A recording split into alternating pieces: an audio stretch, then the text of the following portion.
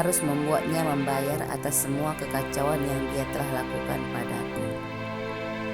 Gara-gara kebodohannya, aku menanggung malu dan juga besok apa yang akan terjadi. Jika Paman Kevin mengangkat masalah ini ke depan umum, semuanya benar-benar pasti berantakan. Aku harus menyuruh wanita itu mengakui bahwa dialah penyebab semua ini terjadi, dan dia harus membantuku membuat berita agar semua orang mengerti alasan dibalik pembatalan pernikahanku. Bukanlah ku sengaja dan aku bisa terhindar dari segala berita miring tentangku besok hari. Sementara itu di dalam kamar pasien saat ini, Nona Elia, Anda sangat beruntung karena memiliki luka yang ringan saja. Dan bapak yang menabrak Nona tadi sebenarnya orang yang baik. Karena dia sangat bertanggung jawab, juga dia memberi kami perintah agar menjaga Nona Elia sebelum dia datang. Ucap Pak Tino menjelaskan padaku. Pak Tino dan Pak Andi sedari tadi menjagaku dan bertanya dengan ramah. Apakah aku membutuhkan sesuatu? Apakah aku merasa sakit? Atau apa yang tidak beres padaku? Keduanya sangat perhatian padaku. Kenapa aku masih hidup? Pikirku dengan sedih. Aku melihat Ronan kekasihku bercinta di depan mataku sendiri. Ronan berselingkuh dengan staf senior di tempatku bekerja. Ternyata selama 2 tahun kami berpacaran, Ronan telah berselingkuh dengan Sisley. Sisley menamparku dengan keras ketika aku menamparnya terlebih dahulu. Dan Ronan membela Sisley dan menuduhku wanita yang tidak tahu malu dan tidak tahu diuntung. Demi bisa memasukkanku bekerja di sebuah perusahaan tekstil sebagai supervisor marketing, ternyata Ronan merayu Sisley dan mendekatinya.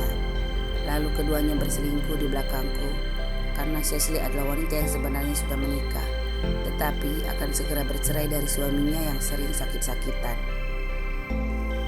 Aku sangat kecewa kepada Ronan. Selama kami berpacaran, aku sudah seperti seorang istri yang mengurus suaminya. Aku memang tetap menjaga kesucianku walaupun Ronan sering menuntutnya. Aku selalu memintanya untuk bersabar.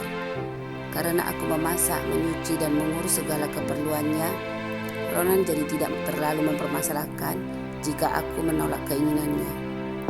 Dan dia selalu suka mencemburuku setiap dia menginginkannya. Tetapi dia tidak menuntut terlalu jauh jika aku berusaha mengalihkannya. Kami tinggal bersama di sebuah apartemen yang kami sewa. Uang hasil gajiku dan gaji Ronan yang bekerja di sebuah perusahaan lainnya, kami tabung bersama di satu rekening yang tidak kami sentuh kecuali pas mau menikah nanti. Sekarang semuanya terasa hampa dan memuakkan bagiku. Aku tidak sengaja melihat mereka berselingkuh di mobil Ronan. Aku terkejut ketika mobil Ronan bergoyang-goyang saat aku menghampirinya. Sebelumnya Ronan menganjurkan akan mengantarku untuk pergi berangkat bekerja. Tetapi aku mengatakan itu tidak perlu karena aku sedikit demam dan tidak masuk bekerja hari ini. Lalu Ronan pun pergi berangkat sendirian bekerja. Tiba-tiba aku mendapat panggilan dari seniorku agar segera mengantarkan laporan penjualan yang sebelumnya aku kerjakan di apartemen kami untuk segera diantar ke perusahaan karena dibutuhkan untuk presentasi meeting kerja hari ini. Akhirnya aku berangkat ke perusahaan dan aku sangat terkejut ketika aku pulang. Aku tidak sengaja melewati parkiran bawah tanah lantai dasar perusahaan yang sedang sepi. Mengenali dan melihat mobil Ronan yang bergoyang-goyang, aku sangat penasaran sehingga aku berhenti dan aku mengintip ke dalam mobil. Dan aku melihat keduanya sedang melakukannya dengan pakaian yang sudah berantakan. Aku sangat marah dan memaksa mereka untuk membuka pintu mobilnya. Jika tidak, aku akan memanggil security, teriakku, dan akan mempermalukan mereka, ancamku penuh dendam. Ronan dan Sisley menyerangku.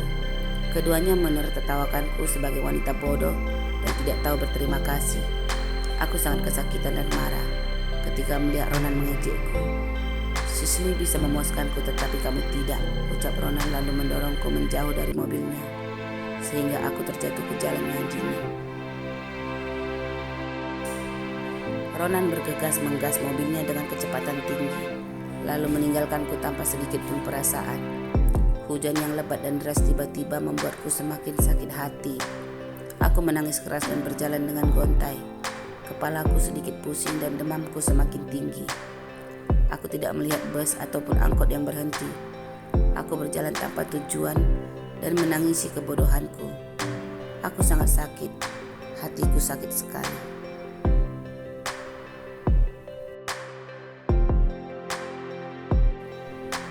Nona Elia, kenapa melamun? Jangan terlalu bersedih. Di mana alamatmu? Nanti kami antar pulang jika dokter sudah mengizinkan kamu pulang. Dan jika bapak yang menabrak itu tidak datang, kami bisa membantu. Dia sudah mengurus segala biaya rumah sakit dan juga memberi uang yang lebih pada kami untuk merawat Anda.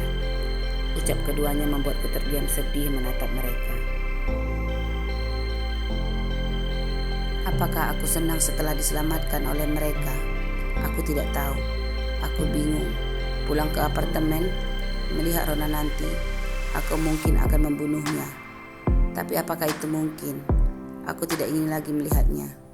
Jika tidak, aku mungkin akan melakukan sesuatu yang sangat gila menghadapinya. Tetapi semua barang-barangku masih ada di sana. Aku harus mengambil barang-barangku dan pindah secepatnya. Dan aku juga lebih baik keluar dari perusahaan itu juga. Jika aku melihat Sisley, aku sangat berharap untuk bisa menghajarnya sampai dia kesakitan. Tetapi bagaimana jika aku kalah? Karena saat ini aku bahkan tidak memiliki kekuatan untuk berdiri dengan kokoh. Hatiku yang sakit membuat tubuhku menjadi lemah. Mataku mulai berkaca-kaca, membuat Pak Tino dan Pak Andi jadi terdiam bingung menatapku. Dan mereka ragu-ragu untuk berbicara. Tiba-tiba pintu terbuka dengan keras. Dia sudah sadar, tanya sebuah suara yang berat, keras dan berwibawa. Langkahnya yang tegas bergegas ke tempat tidurku. Kamu sudah sadar, perawat mengatakan lukamu tidak terlalu parah. Dan kamu bisa pulang hari ini. Tetapi kamu harus melakukan sesuatu untuk meluruskan masalahku. Jika tidak, kamu akan menyesal telah menyinggungku. Ucapnya dingin dan menatapku penuh kemarahan. Aku tidak mengerti arah pembicaraannya. Aku menatap wajahnya yang tampan dan penampilannya yang maskulin. Maaf, apa maksud Anda? Ucapku sedikit heran. Mengapa dia berkata terlalu kasar padaku? Sepertinya dia pria yang sudah menabrakku.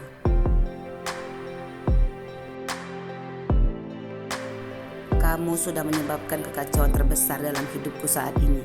Maka kamu harus bertanggung jawab karena itu, tegasnya dengan datar. Aku ditabrak dan aku harus bertanggung jawab padamu, ucapku keras dan menatapnya sedikit muak. Aku terpana melihat wanita di depanku. Bola matanya yang berkaca-kaca menghiasi wajahnya yang manis, yang menatapku dengan marah. Kata-katanya seolah-olah mengejekku. Sayang sekali kecantikannya tidak sepadan dengan otaknya yang lemah dan bodoh, pikirku kesal. Kamu wanita bodoh, jika ingin bunuh diri, lakukan di tempat lain. Jangan di jalan raya. Pikirkan orang lain di sekitarmu yang telah mengalami kerugian akibat tindakanmu yang bodoh itu. Jadi sekarang juga kamu harus membuat sebuah klarifikasi untuk masalah yang kamu perbuat padaku.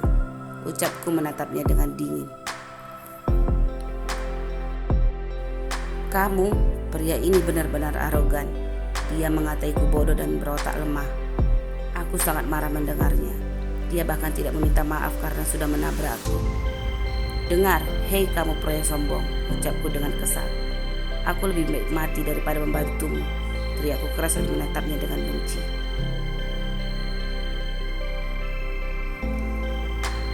Dasar pembawa sial, geramku menahan amarahku.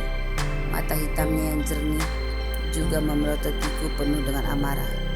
Tatapan yang menantang di wajah cantiknya sedikit pun tidak takut membalas tatapanku. Dasar wanita bodoh dan pembawa sial, pikirku semakin kesal. Kamu pria kurang ajar, teriakku membalas tatapan kemarahan pria di depanku. Kamu tidak tahu malu menghina orang yang sudah kamu tabrak. Lihat saja, aku akan menuntutmu ke polisi. Dan mereka saksinya, ucapku menunjuk kepada Pak Tino dan Pak Andi yang tercengang kaget menatapku dan pria sombong di depanku.